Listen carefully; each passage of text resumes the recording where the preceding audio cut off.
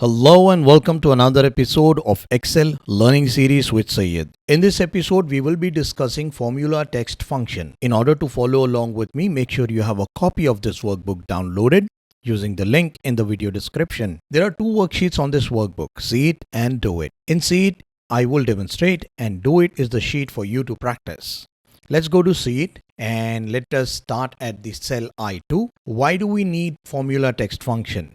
At times, you really need to find out the formula or the function that has been used to perform specific calculations in Excel. To do that, there is this handy shortcut that is Control and tilde on your keyboard that will reveal the function or the formula that is used to perform some calculation. The sad part is you cannot keep it in this fashion because the output is gone. So I will just press Control tilde again on my keyboard, bring it back to the normal view, and now what I will do is I will go ahead and type in equal to here. Instead of doing that shortcut, I will use FormulaText Function. Select the reference of the cell for which I'm trying to find the formula. Close the bracket and press Enter on the keyboard. There we go. We have the formula clearly displayed that has been used to calculate the tenure on the sheet. Now this is just the formula. I need some sort of introductory text or the text after this formula. To do that, I will press equal to again in the same cell and add some text in double quotations saying that the formula used to calculate the tenure is, and now I will add ampersand, that is to concatenate this one with the formula output. Then I will type in the FormulaText function.